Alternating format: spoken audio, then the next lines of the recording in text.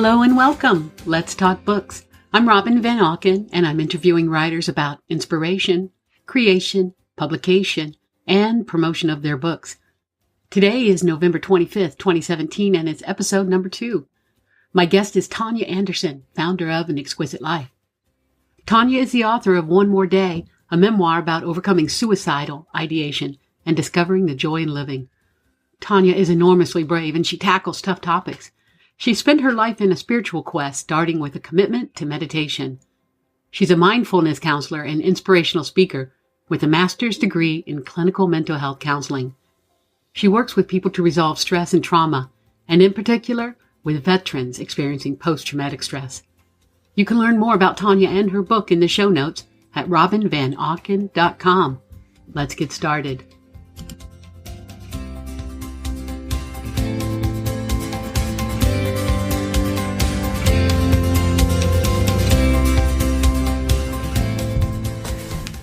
Hello and welcome. I'm Robin Van Auken, the wholehearted author, and I am here today with Tonya Anderson, my dearest friend. Welcome. Thank you. It's a joy to be here with you. Thank you. We are here in my home office, so you're going to hear a lot of ambient noise, listeners. Sorry about that, because it's a rainy day here in the highlands of Pennsylvania, and we have the dog in the room, and the dog is going to be probably going in and out of the dog door. So if you hear anything in the background, just know it's natural. And panting, too. Yeah, the panting isn't us. The panting is a dog. There you go, sweet pie. Yeah, Chubbers is my constant companion. All right. Well, thank you so much for coming. I've been wanting to talk to you for so long about what you're working on. Tonya is a very diverse person. First, I want to have her introduce herself, give a little short biography, let you know who she is. Hi. Let's see where to begin. Diverse is probably a good adjective. I grew up in a diverse family. We were multicultural, and I just thought all families were multicultural. So it was quite a eye-awakening when I realized that, most families are not so diverse as ours. So military, we traveled around, and I fell into my profession right now as a therapist. Out of the blue, I would have never dreamt that I was going to grow up to become a therapist, but I actually am a therapist, and I like to focus assisting my clients through mindfulness and meditation and some of the sacred therapies that I learned in my travels. And so I like to just think that I help people, simply put. And tell me a little bit about your education. My education, I did attend the Naval Academy for a couple of years, so I am a military brat. I love the United States Navy. Go Navy. Go Army. Be Navy. I'm definitely a Navy. I love the Navy. My dad was a retired Master Chief in the military too, so I grew up on military bases. I married a Marine. You know, my heart belongs to the military and their families and the sacrifices they give to the country. I'm very attuned to that. And that's why some of my work is involving PTS, also post-traumatic stress. So you went to college. Oh, the college. I knew I didn't finish the sentence. I graduated from the University of Hawaii with public administration degree with a minor in justice administration, more like criminal. And so I've always been fascinated with just how people respond to rules and laws and things like that. So I liked governing people and international politics, because that was my major when I was at the Naval Academy, was international relations. So I like to know how people get along, is basically what I love. Then I graduated from the Lock Haven University with a Master's of Science in clinical mental health counseling. And I focus on trauma. So now, as we move forward, I'm mostly basically a trauma therapist. I love trauma and helping people move through it to the joy in their lives, to accessing the joyful, peaceful moments in their lives. And right now you have a job that lets you do that, but you're also working towards your certification. Right, to become licensed in the state of Pennsylvania. Okay. I'm working on my 3,000 hours, so I probably have maybe about another 800 more hours. And this was quite a journey for you, because you're a lifelong learner. You had this bachelor's degree, Education is important to me. I'm sorry. Yeah. I'm very curious as to why people go back to college. You had talked to me for many years about wanting to go back and continue your education. And then you did. Later in life, you've gone back. I mean, it's not like you finished your master's at the age of 24 or 26 even. No. You went back now, and your own son is grown and married at this point. It's true. I went back in my 50s. I don't even know. This was so difficult. This is such a hurdle for so many women, so many people, period, to actually put education first. And once you did, things just started really clicking for you. I really appreciate you saying that because I didn't think of it that way. I totally didn't think about it that way. I had just come to a financial point in my life where I had resisted for so long easily because I didn't find the programs that I was searching for, and I didn't want to be in debt. Right. So I got to be about at the age of 50, and I started realizing, like, if I didn't have a graduate degree, I'm going to be stuck in this $12 hour jobs. Right. And I just couldn't afford to do that as a single woman and think about my future. So then I already been helping people. So I thought, well, maybe I'll get a master's degree. And so I started searching for a master's program, and I didn't see anything that I really resonated with. And then one day I'm looking through the paper and it says clinical mental health counseling. And I thought, this is what I'm missing, because I really come from a very deeply spiritual background. Yes. And I was starting to get clients who were with diagnosis, having pharmaceutical drugs. And I said, oh, this would be great for me.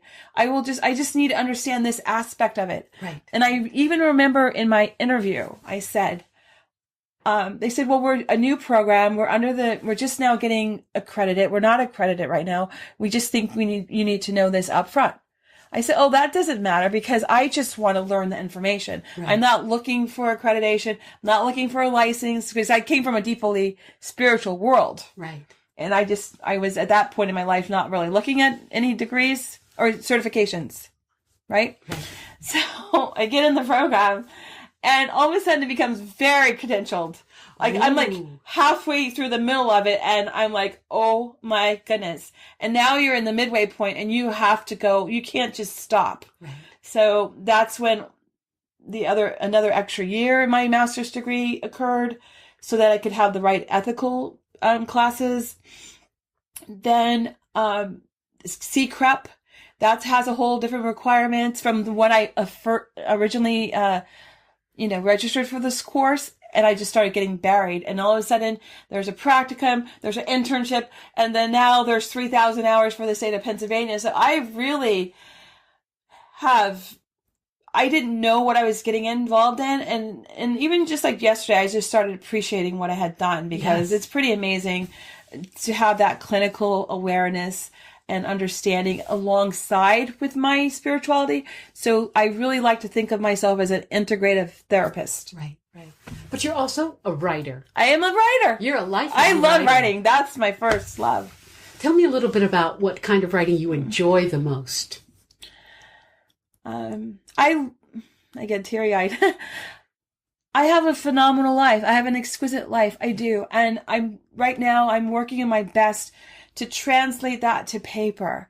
Like, I can write I love the fluidness of writing. I could write all day on a rainy day. I love it. However, what I'm trying to do is to make that transition to paper. And that's what I'm working on right now. It's like, how do you take something that's so exquisite in a moment and translate it to paper?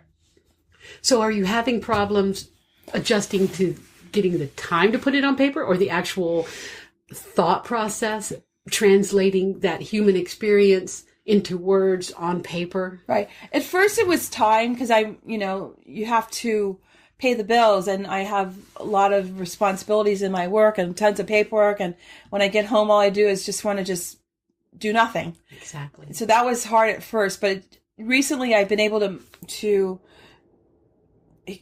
bridge that hurdle, and now I'm writing, which is huge. I am writing. Now I'm looking at, okay, this is not anywhere close to that moment, how I'm expressing myself. So what I'm trying to do is just like go ahead and keep going. I really do like the Artist's Way book, and it just says to do the stream of conscious writing, so we can get clarity, and that's what I'm working on right now. Is just to write and just to have the discipline to get on the computer, type, write words. I'm now participating in that November. NaNoWriMo? Thank you. Yes. I didn't know how to say that, but thank you. Yes, that's what I'm doing right now. And that's the challenge where they challenge you to write at least 50,000 words. It doesn't have to be a novel. It could be nonfiction. Are you working on fiction or nonfiction? I thought for a second to do fiction, but I really don't read fiction. So I thought just stick to nonfiction for now. And then if once I get this wonderful book out that I want right now, I want to get that book done. Then I hope that it will open up to fiction. Well, let's talk about your wonderful book right now. Okay. Tell me a little bit about it. The book is called An Exquisite Life. And what I want to do is just write what I am doing is excerpts of my life. Just really, short stories that I found that have happened in my life as my travels in the military, when I was a flight attendant, in my spiritual life. I've had such a phenomenal life. I thought it might be kind of fun just to get the little short stories first. It's almost like anecdotes. Perfect. Anecdotal. Yeah. So it's not so much a memoir as it is a book of life lessons. Right. That's a better way to say it. It's not a memoir yet. I'm not really ready. I don't really not ready for a memoir, I don't think yet. Okay. I really want to get the anecdotes because I think that people really love when I tell stories. And I tell little anecdotal stories, and there's just I have tons of them. And I thought, how fun to put them in the book, and then maybe people can see, oh, this happened to me. Yes. Wow, I had that kind of experience. Oh, I participated in this act of kindness, and somebody was kind to me, or just so that we can start recognizing how exquisite each one of our lives really is. Yes.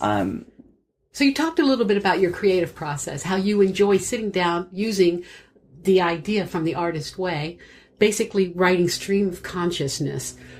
And you've been doing this for a while, right? How do you get out of that mode of stream of consciousness, gather all those notes, and then start editing and coalescing them into something with a structure, like a book? Yeah. That's difficult. Tell me. I think I was very impressed because I had to move, and I at least gathered them all in one place, and I was unbelievable.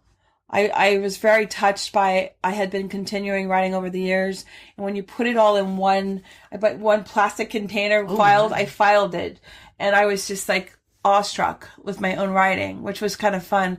And I think sometimes that might just be the process of just gathering. I did hire a virtual assistant to... Oh, wonderful. I did. I hired a virtual assistant, and I scanned over some documents and had her put it in a Google Doc for me. And I'm going to tell you what, if you don't have time to write, at least do something like that, because at least it takes the pressure off you of that you're not writing, because she took my notes, and I said, please don't change anything. Don't edit anything. If it's duplicated, it's okay. I'll edit it later. I just needed to get it from a handwritten form into a document, into a digital form, so that you Perfect. could start organizing it. Yep. And this is something that I've been reading and learning. I've been doing some research myself on how to write plots for books, because I am a writer. Also, I write nonfiction and I write fiction. I'm working on my 6th novel, and I've just hit the wall. I don't want to do this anymore.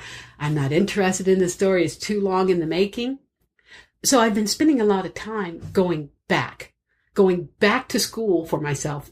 And when I say school, I don't mean a formal institution. I mean buying books that help me, guide me, lead me into a more structured, better type of writing format. And, it's something I never really paid attention to. I just wrote books intuitively. And for a while that worked.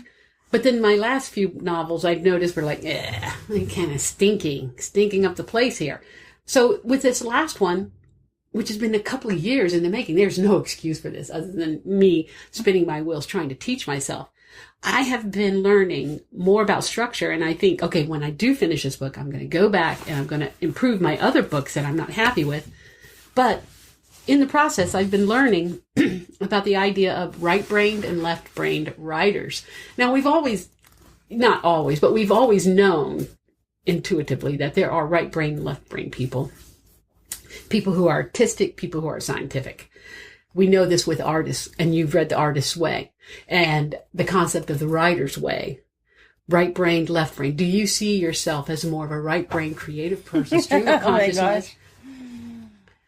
To the point where I feel like I'm pretty blessed right now because I used to be fully stream of consciousness writer. Then I had a job as a chief of staff, and I became... With a local politician? Yeah, with a local politician. And I became, left brain? Yes. See, I don't know the difference. Okay. Yes. But I do know that then I almost was hurt because I was, my loving spiritual stream of consciousness writing was gone. And it would get cut out. And all of a sudden I was very governmental and no heart. And I was really afraid that I had lost it for good. I really was. That was probably my deepest fear. So I'm now just seeing the integrative parts, like trying to bring in the spiritual with my boss used to laugh because he used to be the editor for the University of Boston College Law Review editor. So he would edit all my writing. So he used to say that I had gone to the Mirabito School of Writing. So he used to tease me. So now I think hopefully there's this new version of me as a writer. That's what I'm hoping. And we'll see how that plays out. Cause I feel like I'm trying to grasp back to that person who was so articulate with spiritual concepts. So tell me something. Like most people, you've experienced these dark moments as a writer and in life as a person where you have felt things like distress, fear, shame, worry about your artistic work and your regular work. Tell me a little bit about how you react to those negative feelings, or if you even think that they are negative. That's a good question. I write... I don't know. Writing helps me get through those negative moments. You know what I mean? Like, if it's a prayer, I've been known to be in my distraught and I'll write a prayer. You know, I find writing is very healing. Or if there's some wound, or if somebody hurts me, I will write it out and I will just try to decipher it and everything. So to me, writing as a tool is therapeutic. Okay. It's very therapeutic for me. I have such beautiful poems from way back in the day when things were really tough, and I did write that one more day. I did write a little ebook on One More Day. One More Day is about when I was facing my own suicidal ideations and I wanted to pass away, and I had made a plan. So it was very, it was a very dark period of my life, and I just I just thought everybody's life would be better if I was gone. So that was basically what it was like. I was a failure. And I didn't see any solution to anything. And I went to the coffee shop the last day to get my last meal in a very ritualistic kind of thought pattern and some flowers and just to gracefully pass away, not to harm other people. I wasn't trying to harm anybody. I just couldn't go on living. And so I write in One More Day about how an act of kindness saved my life. A police officer by the name of John McKenna saved my life just with seeing me in that distraught place and reaching out to me and asking me if I was okay. And so now I'm really aware of that, like how powerful an act of kindness is, or, just checking in with you and seeing how you're doing. And he, introduced me into a whole new world and tapped into some of my deep dreams of working on mission trips. And so that's kind of exciting. So you've got this book, One More Day, but tell me a little bit about this documentary that you've been a part of also. Right. So the book One More Day is also part of the bigger picture, which is called The Power of One, Preventing Suicide in America.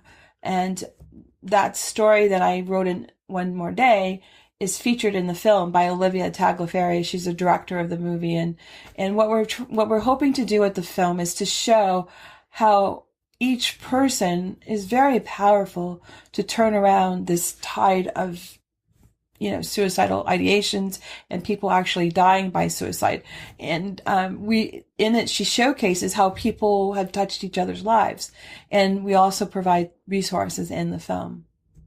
So it's pretty exciting to be a part of it. I never realized that one moment in a coffee shop could turn into so much. And it really has touched a lot of people's lives.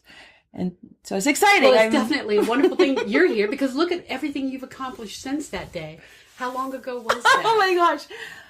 Oh, 2004? 2000. So we're not talking about too long ago. No, and you know what? Every once in a while, it touches me like, oh my goodness, I would have missed all this. You would have missed all this. I would have totally missed everything for the past, 13 years? It's been extraordinary. And those moments of wanting to pass away, it doesn't happen. I think it's normal that when we're faced against something that we feel defeated, but it pushes us. You have to reach out. I happen to be curious. John started talking about his mission trips. And I'm going to tell you what, that was buried in my heart. I always wanted to go on a mission trip, and I didn't know how. I wanted to help build houses and schools for people, and I didn't know how people did that. I just know, and buried in my heart was a little prayer between me and God that I wanted to do this one day. And then he starts talking about how his church does that, and I was my mouth just dropped open, like, oh, so my life's not over. I want to do this, And you joined that church. I joined the church. I'm still I'm a Christ follower. And you went on a couple of mission trips. I went on 2 mission trips, and we went down to this Dominican Republic, and we built 2 classrooms. I get so teary-eyed about it because... And then in the aftermath of the Joplin tornadoes? And we went to Joplin. I went to Joplin, and we helped build a house and helped a family move to a nicer house. And I mean, the missions are really powerful because you have a group of people who are focused on serving, and they do it in prayer. You pray in the morning, you go do the work, and you come back at lunch, and we pray again. And then I was amazed at what is possible for a team of 15 people to do. Like we would move a 3-bedroom house from one house to another before lunch. I mean, it was just mind-boggling. Then by the end of the evening, we'd be laying a foundation for another house in Joplin. It was very profound. I just started recognizing what could happen without the bureaucracy, do you know what I mean? Like when you just have people, I see how the Amish work. They probably have the same kind of work ethic. They gather, and we're going to build a barn, and that's it. Or build a house or no shed excuses. Or no excuses. You just do it. Right. And so we did that, and I'm planning on going on another mission trip maybe in January of 2018 to Puerto Rico. Wonderful. I know. I just heard about that. So that's a theme in my life. It's all connected. That's my divine purpose. And will these also become topics within your books? Yeah, I would definitely write that in there. Definitely write, those kinds of things, because that's the thread of life. That's the thread of an exquisite life, is that when you are following your own heart, and it takes a lot of courage to follow your own heart these days, but when you do, that's when your life becomes exquisite.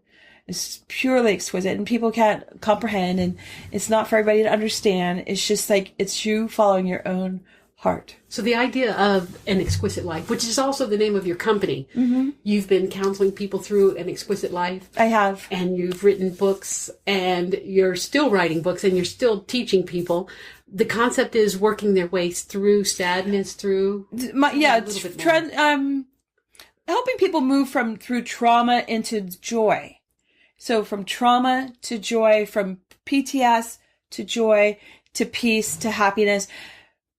It's what it is I'm helping people access their own heart, and within their own heart is a lot of healing, right? And that's because I believe our true nature is joy. So I'm like an excavator. I we move through. Yes, this terrible thing happened to you.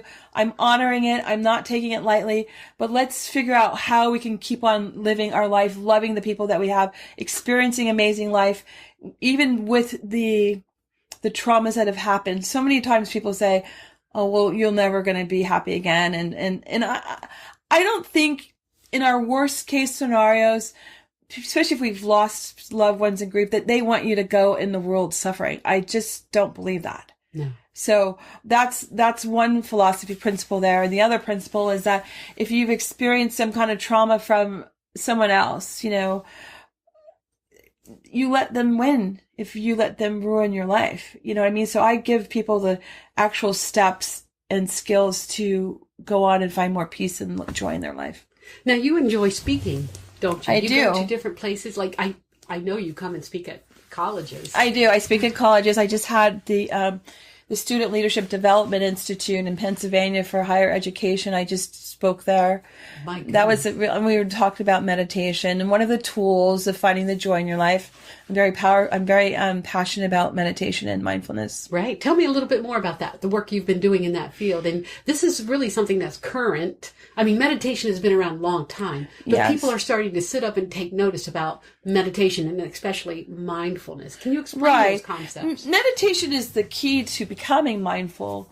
Meditation allows you to be still, and that stillness connects you to your own sacredness, your own divinity, your own GPS, your own, you know, trusting yourself. And from that trust, everything. And do you see meditation as an important tool in your work going forward? Is it going even more than ever?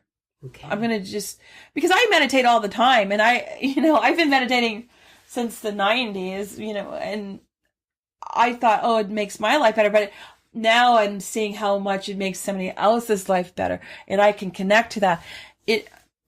I just thought it was my way to connect to God. I'm going to say God for me. I know that not everybody uses the word terminology God, or to love, or to the higher power, whatever you say. But that tool helps you be in touch with your own spirituality. Okay. And that spirituality will guide you and keep you safer in this world. It helps you navigate life. It helps you overcome the traumas. So basically what I do is help people connect to their spirituality. Okay. So you're a lifelong writer. You have, we understand, plastic bins full of writings that you're converting into digital documents. You have one ebook that you've created. Right. This book that you're working on now, An Exquisite Life. Yes. Probably maybe the first in a series that you've been talking about. Are you thinking about approaching traditional publishers? Is there, if you were able to just say right now, one publisher that you would love to work with who would embrace your book, who would that be? I would totally love to be a Hay House writer. I would.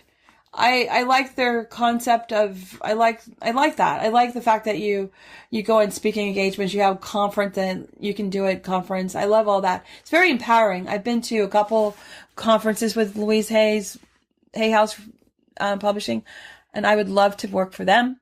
I would love to go into their cruises. I mean, who wouldn't love to talk about their book on a cruise? I mean, like, I like the whole concept. It's a lifestyle. Do you know what I mean? And I think that's probably where I would make a nice big fit into that lifestyle, because I do want Exquisite Life to be a lifestyle. My life is exquisite and it's nice, and I would love to share that with other people. Excellent.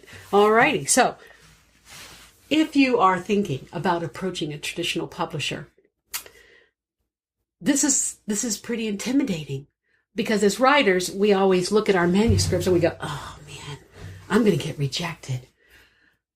How do you build up your presence, your strength of mind, your character, your backbone? How are you going to get the nerve to approach somebody as important as Hay House Publishing with your book? I don't see it that way. Good. I don't see that way at all, only because I've read so many books by their Hay House authors, Dr. Wayne Dyer, Sonia Choquette. I mean, they're part of my life. So I've been follow them for a long time. I 20 plus years easily. And so I just feel like I'm one of them. Okay. So you're already there. I'm already there. They just didn't know that. They don't know that yet. They gotta, I don't blame them. I gotta write some books so they can read them. You know, that might help, right? You know, you have to send the proposal, and in the self-publishing part, there's a woman named Virginia who I just love, and she was always so supportive of me when I was, you know, this has been a journey for me. And so I just would love for her one day to see my book and go, oh, I knew her. I told her she was awesome a long time ago. So that's, I think I look at it differently. I want to finish the book. This is the dream right here. I'm trying to get this book done for Christmas. I'd love to. Oh my! I know. I'd love to get it done. At least to get an ebook version for my whole family for Christmas. That's the dream, is to get them for Christmas gifts. For Christmas. That's a wonderful idea. Yeah, I thought so and too. And so you're using this month of November, NaNoWriMo, to get this book done.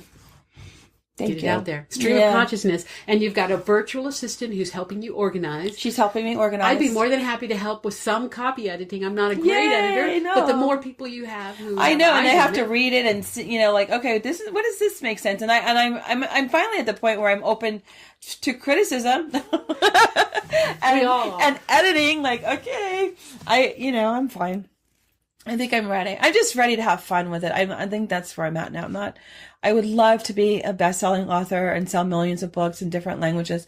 And if that happens, terrific. If not, what I just want to do is, if somebody... At least have a Christmas present for your family. Exactly. Start small. Alrighty. Is there anything else you'd like to talk about? Tell me a little bit about the books that you've read. Books that have inspired you. Oh my gosh. I love books. You give away a lot of books. I books. give tons away books. I actually use it in my therapy, in my private practice, because I just think that they're helpful. They're like an extension of me and my philosophy. This might help. And I've seen that work for a lot of people. Like, the 5 languages of love. That's really one of my staples in my private practice, because I see so many couples love each other, but then they don't connect, because people give and receive love differently. So once you figure out how a person feels loved, then you're able to show them love and they can feel it and receive it, and then they can give it back to you. Because there's 5 of them. There's, presence, by just being in the same room. Some people just like to hang out with you, right? And then there's gifts, the gift givers, the person who likes to give gifts back and forth, and that's how they show they love you. There's people that do service. Changing your oil, go filling up your gas tank, buying groceries. Those are the people that love to do service. And then there's the huggers and the kissers. And I'm a hugger. I like to touch, that thing. And then the 5th one is the words of affirmation. Oh, you look really nice. Yeah, I'm so happy to see you. They get filled up on words and love and how that feels. And so that's a nice one. That's one little gift that I love from that book. And, to be able to help people communicate love to each other. So you're also a giver with these books. Oh, I do. I'm a giver. Alrighty. I'm a giver. Can you remember one of the earliest books you've ever read? The earliest book from as a child? That maybe started you down this path of writing or being a reader. One book that made you love books. Oh my gosh. It just slipped my mind, but it really had a really profound... Hugh Prather, Prather, and he wrote a book on notes, and it's a really powerful book. It's just little blurbs, 2 or 3 sentences, a paragraph here. I think I remember this. You'd mentioned this one. I love that book. I was given that book on an airplane when I was like 12 years old by this stranger. And I love that book. I'm like in shock that I can't remember the title of that book. But anyway, that was a very profound book by Hugh Prather. I love that book. And then also James and the Giant Peach. I loved that as a child. I couldn't get over how all the characters could be different and have different voices. My teacher did a great job of reading that book to us. So I love James and the Giant Peach. My spiritual development would be The Road Less Traveled. Oh, yeah, that by M. Scott Peck. That book, that is a book that I thought saved my life. The first sentence in that book is called "Life is difficult." He says, "Life is difficult," and when I read that, I'm like, "Oh, thank God!" Like, I wasn't the only one that somebody else thinks it's difficult too. It's a great book. It's called The Road Less Traveled. Was the original version that he wrote, and I love that. I remember "Life is difficult." That's his first sentence. And I love so many different books.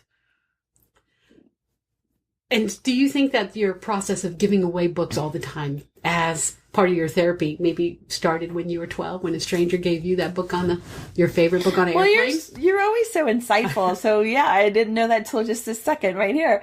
So I'm really grateful that you said that to me, because I think that was always my divine purpose. Even when I was young, I knew that I was going to be a writer. I used to tell people I was a great writer. So now I go around telling people I'm a great writer, and then fulfilling that's a whole nother, I didn't say I was a great publisher. I said I was a great writer.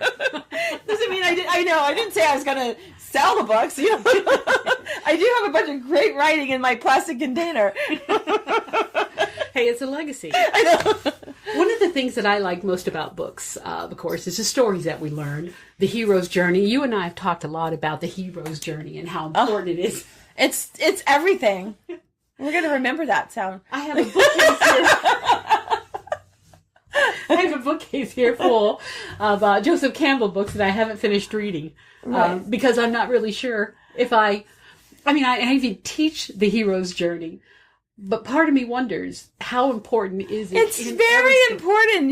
I can tell you that it's important. I really believe. I went to a screenwriting seminar on the hero's journey. Okay. And I'm a movie fanatic, and I know that if you are missing an element of that hero's journey, the movie does not work. Readers are cheated. Yes. And that's one of the problems that I have with a few of my books, is the fact that because I didn't teach myself and school myself with plot, with all these other ideas of theme, that I have left something important out of some of these books. Yeah. So my latest book, you can see behind me on the whiteboard, I've got it plotted out. I was showing this earlier to my friend Poincia, and I'm going to do this book right, and I'm going to go back and I'm going to plot the rest of my books and see what's missing. Something's missing. It's like, oh, okay, now I make sure it makes sense, the hero's journey. And I remember remembering when I read that ever since the beginning of time, with man sitting around the fires telling stories, that this hero's journey has, it's like a legacy that we've been given for our writing. It is a storytelling legacy, you're right. Yeah. And we always call it the Cinderella story. We know it as a Cinderella story, whether or not you have been introduced to Joseph Campbell's mythology. Or The Wizard of Oz. The Wizard of Oz. Every good story that you read, timeless, classic, has this element in it. So, yeah, I have to embrace the hero's journey. I have to look for the call to action, the refusal of the call, all of these elements, the mentors. But tell me about the story that you're not going to write. Now, you're going to sit down and you're going to be putting a lot of stories into written format and put it into a book. We all have books within us that we would love to write, stories we'd love to write, but we're not going to. And this harkens back. I was mentioning this to Diane Langley in a previous conversation, a writer who was with me. She's written a book called Life Changes. I discussed the concept that Elizabeth Gilbert, a novelist that we all enjoy from her Eat, Love, Pray book, has written a book called Magic. Maybe it's called Big Magic. I'm not really sure. But her concept is that these stories come to us by way of a muse, that there is almost like this supernatural being that is whispering over our shoulders, putting their hands on our, shoulder and pushing us into the chair. Okay, get to work. I've got a great story to tell you. And if you do not do your job as a writer to sit down and tell this story, tell this book, the muse will eventually leave you. And I was explaining that that's one of the problems that I probably have with my latest book, is that I've been working on this short romance novel for 2 years because the muse left me and I hate it. And I'm like, it's nothing. I can't finish this thing. It's a piece of junk. It really isn't. It's going to be a good story when I do finish it, because I think by showing up every day now, that the muse is going to all of a sudden say, hey, Robin has appeared. She's putting in the work. Maybe I'll come back and finish telling her that story. The idea is that we don't own the stories that we tell, that the stories belong out in the universe. And if we're not going to show up and do our job and write that story, the muse is going to find somebody who will. I see it happen all the time. So is there a story It that you're willing to give all the up? time. Is there a story you want to tell, a book that you're not going to write that maybe you need to release finally? I really believe in divine timing. I truly do. I mean, because that's like everybody. We have this amazing idea, and then, some period of time goes by and somebody else has gotten your story or wrote your book. Yes. That was, I'll tell you the perfect example. Ilana Van Zant wrote my book, Forgive Everyone, Everything. I'm like, that is the book I was going to write. I'm like, oh my gosh, she wrote my book. So I just don't even think it's about us. I think if we say no, then they'll go next. Exactly. And I really am a strong believer in that. I think the stories that like for me, like if you lived it and that's your story, and nobody can really tell that story because you lived that story. But I think the story that I would love that I haven't told yet is about psychosis. I really believe that it's just like beginning of people are talking that it's a spiritual awakening. And I just now getting the fact that it just might be our soul breaking free to live on this planet. What I mean is for us to live soulfully. We are so struck in the construct of family, of society, and the spirituality. I mean, of our religion or whatever constructs that we have. And I feel like it's a little casing, and our soul like breaks free. And when it breaks free, it's maybe not always so pretty. Right. Do you know what I mean? It may look like it's crazy. Maybe How it looks like psychosis manifest? Exactly. It's because we have denied our soul. I mean, this is just me talking out loud, but I've just been starting to see that it might just be a spiritual awakening. And then when you're fully nurtured, because I had my own, I guess that's where I come from, is that I was lucky. I talked to the college students about that this week, and I said, if I had gone to a psychiatrist or a psychologist, then I would have been diagnosed. I didn't go to a psychologist or a psychiatrist. I found a shaman in a church service that I went to. So I started seeing a shaman and meditating, and I was never diagnosed with anything. So I'm thinking that there's something there, and I that's probably the book that I have not written yet, but I'm just trying to find out. There's a spiritual way of mental healing, and then also shamans do believe that mental illness has other roots, causes. Certainly. So it's very profound. I just think that there are two different paths of mental wellness. That's all. Now you are a shaman. I am. Tell me a little bit about that journey.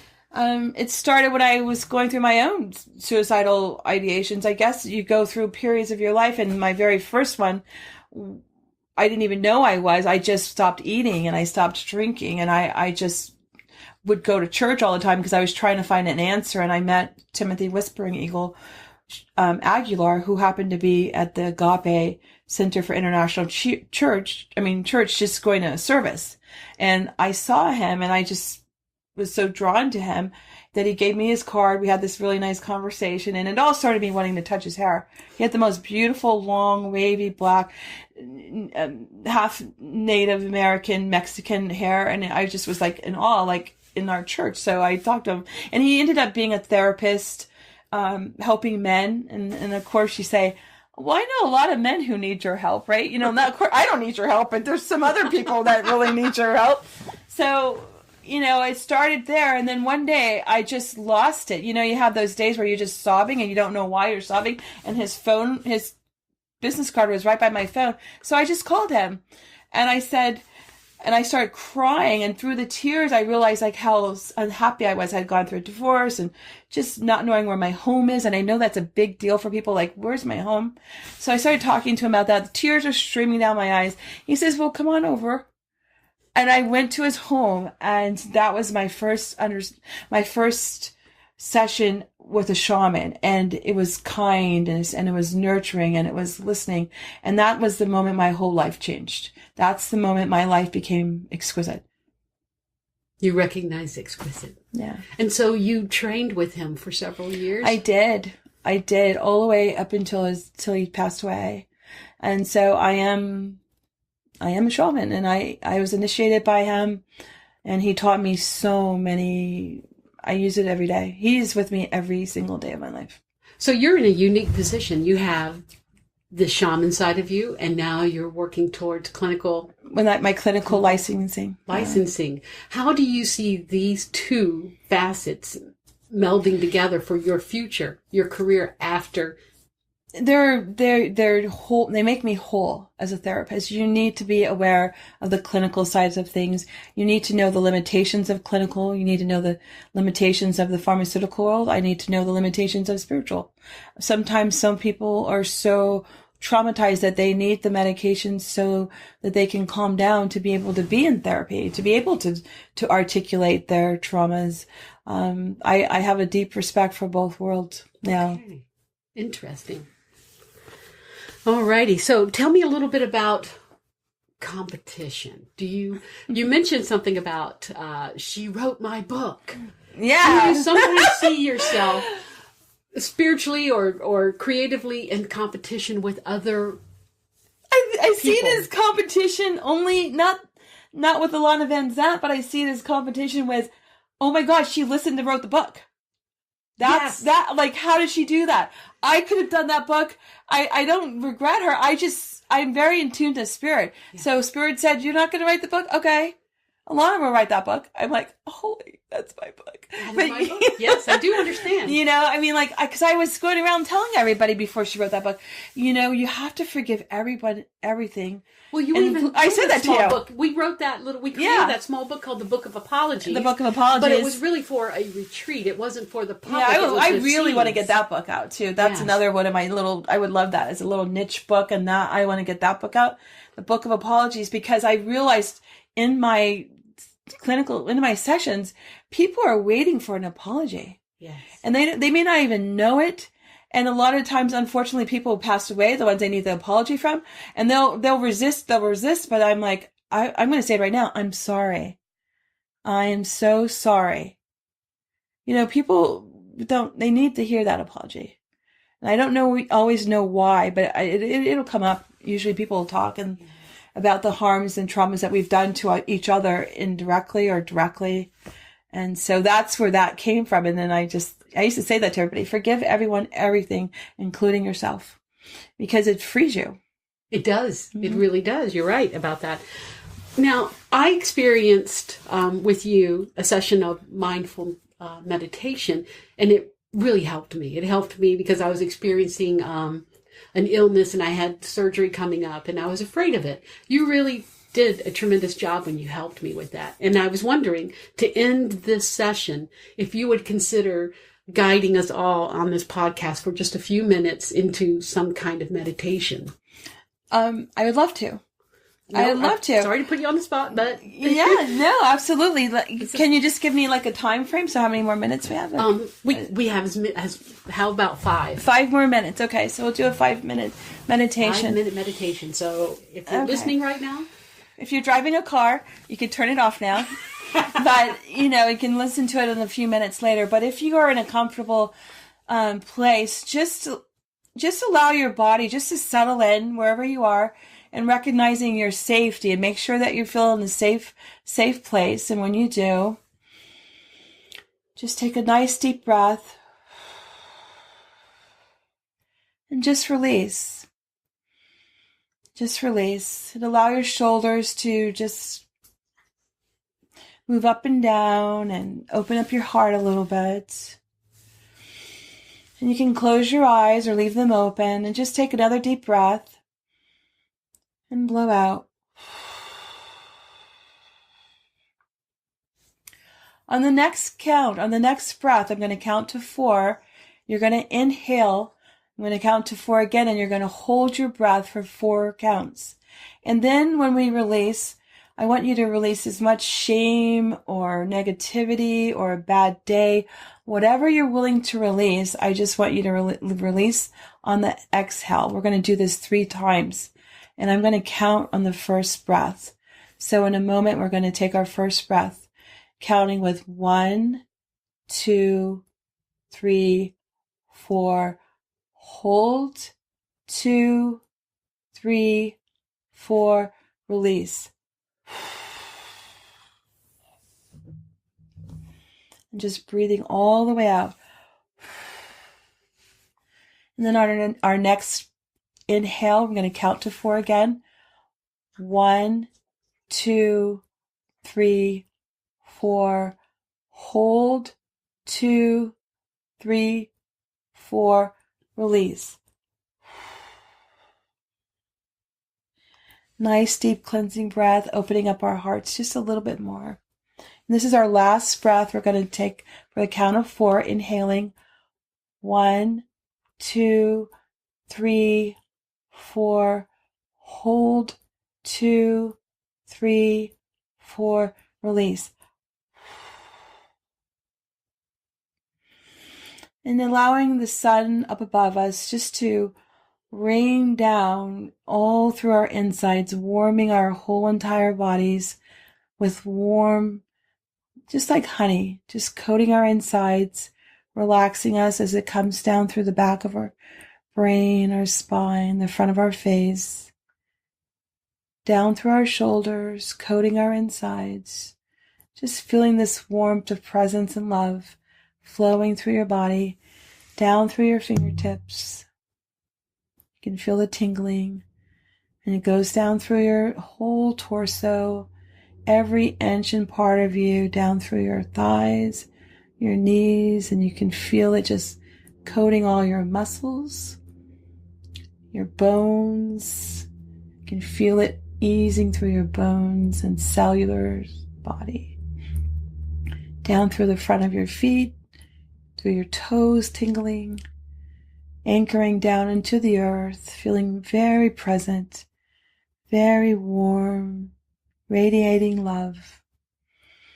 And wiping away the filters from your eyes and your nose and your ears, things you may have heard, seen, just letting them go.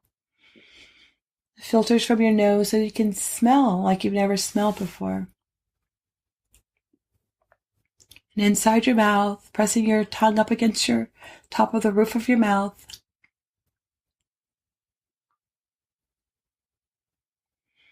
Make a clicking noise. And just allowing your face muscles to relax. And then we take another deep breath and let it out.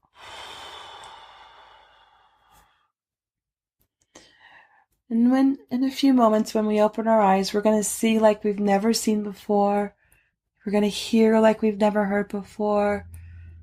Our senses are all heightened and alive. And we're going to be able to hear our intuitive voice more clearly and more profoundly than we've ever heard before. And on the count of 1, 2, 3, gently open up your eyes and just be aware of this new way of being in your life.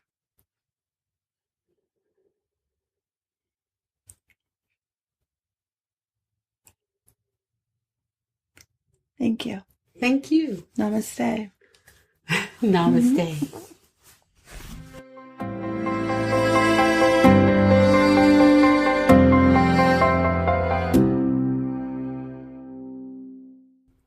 I hope you enjoyed my interview with Tanya Anderson and her guided meditation. You can find Tanya online at anexquisitelife.com, and you can find me at robinvanauken.com. While you're on my site, download my novel, West Wind. It's free.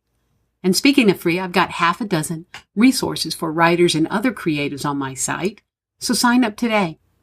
Check out the episode and the show notes at robinvanauken.com, Session 2. Thank you so much, and if you haven't done so, please hit that subscribe button on your device. Until next time, goodbye.